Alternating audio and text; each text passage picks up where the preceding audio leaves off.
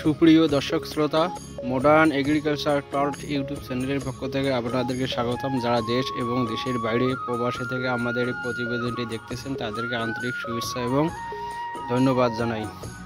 দর্শক, আপনারা জানেন আমরা গুরুত্বপূর্ণ আদার গাছের গোড়ায় কিন্তু খাদ্য আমরা প্রয়োগ করতেছি।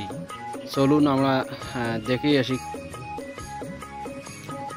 আসলে দেখা যাচ্ছে যে খাদ্য অভাবে গাছে কিন্তু খাদ্য অভাবে দেখা যাচ্ছে গাছ শুকিয়ে যাচ্ছে। গাছ শুকিয়ে যাওয়ার ফলে কিন্তু গাছ একদম ঢলে পড়ে যাচ্ছে। আসলে খাদ্যের ঘাটতি, আবার ব্যাকটেরিয়াল সমস্যা। দেখুন দর্শক, এইরকম এই গাছটা কিন্তু একটু খাদ্যের অভাব হয়েছে, খাদ্যের ঘাটতি। এই যে চিকন হয়ে গেছে, দেখুন চিকন হয়ে গেছে, এটা কিন্তু খাদ্যের ঘাটতি ছিল। দর্শক, এই সমস্যার কারণে কিন্তু আমি জৈব প্লাস রাসায়নিক প্লাস এই সমন্বয়ের কীটনাশক প্লাস জৈব বালাইনাশক সহ এক ধরনের সংক্ষেপে বলে ম্যাক্রো এবং মাইক্রো নিউট্রিয়েন্ট দ্বারা এই সারটা গঠিত। এটা প্রয়োগ করার দ্রুত কিন্তু যে দেখা যায়, প্রয়োগ করার ফলে কিন্তু দ্রুত দেখা যায় যে 24 ঘন্টার মধ্যে একটা ভালো রেজাল্ট পাওয়া যায়। এই সারটা কিন্তু আমি একদম মাটি নরম করে প্রয়োগ করতে হবে, সুন্দরভাবে আগাছাটা পরিষ্কার করতে হবে, তারপরে কিন্তু মাটিতে প্রয়োগ করতে হবে। মাটিতে একদম কিন্তু নরম করে প্রয়োগ করতে হবে এই সারটা দেখা যাচ্ছে যে একটা গাছের 17টা 18টা ম্যাক্রো আর মাইক্রো নিউট্রিয়েন্ট সহ প্রয়োজন পড়ে, কিন্তু এর মধ্যে কিন্তু সব কিছু রয়েছে। এর মধ্যে প্রচুর পরিমাণ কিন্তু সার আছে। আপনারা মনে করছেন যে এখানে কিছু নেই, আসলে এখানে পর্যাপ্ত পরিমাণ সার আছে, যার ফলে কিন্তু আমাদের গাছগুলো খুব মেসা কালার একদম হয়ে গেছে।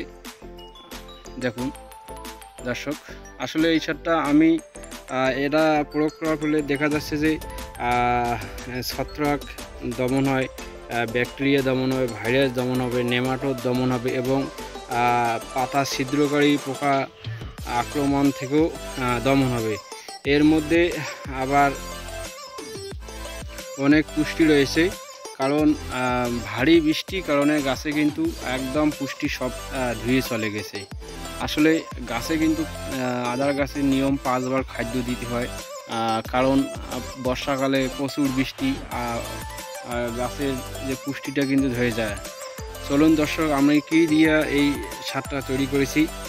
এর মধ্যে রয়েছে সরিষার খোল, এক নম্বরে সরিষার খোল ছিল, আর ব্যাকটেরিয়া, ভাইরাস এবং নেমাটোড জন্য জৈব বালাইনাশক বায়োডার্মা আছে মিক্সার, তারপরে দানাদার কীটনাশক আছে, রয়েছে টিএসপি, পটাশ, ইউরিয়া, তার মধ্যে রয়েছে humic acid, gypsum, boron, zinc, magnesium এর সহকারে অনেক কিন্তু অনুখাদ্য এবং মিক্সার করা আছে এইটাতে, তাতে দ্রুত কিন্তু গাছে রেজাল্ট দেয়। আসলে আপনারা ভাবছেন যে রাসায়নিক সার দিলে তো আদার গাছ মারা যায়।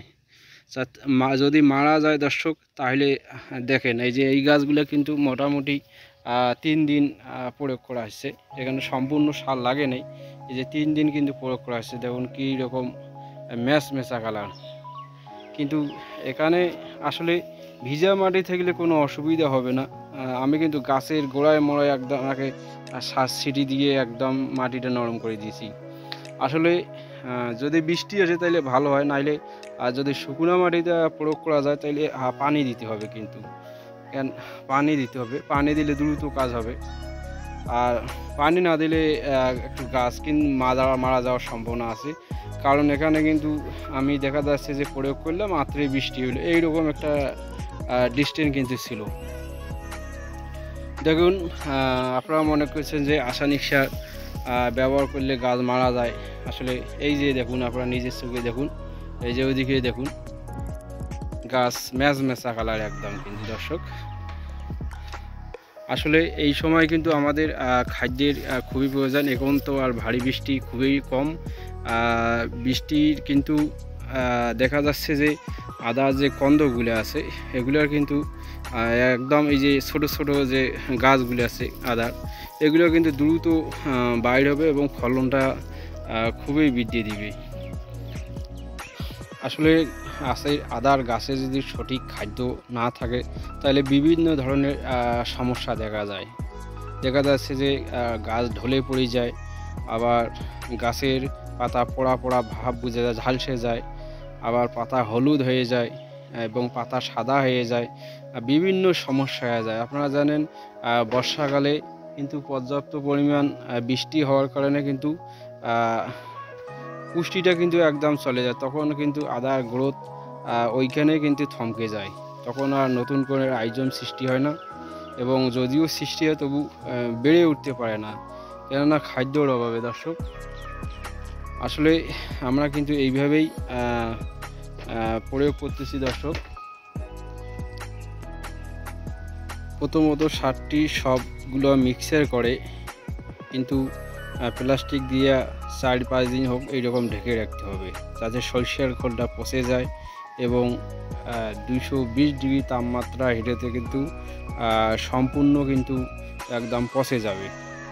পচে দেওয়ার পর আপনার সারটা যে আছে সেটা প্লাস্টিকটা উদলিয়ে দিয়ে কিন্তু আপনাকে মারিয়ে একটু ওলট পালট করতে হবে, যেন গ্যাসটা সঠিকভাবে বাইর হয়ে যায়। এইভাবে প্রয়োগ করলে কোনো অসুবিধা হবে না।